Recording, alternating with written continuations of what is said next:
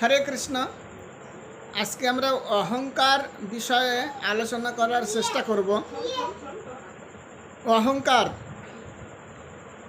ক্ষিতির up অনল বায়ু খঙ্গ মন বুদ্ধিরে বচা অহংকার ইতি অন্তে ভিন্না প্রকৃতির অষ্টধা।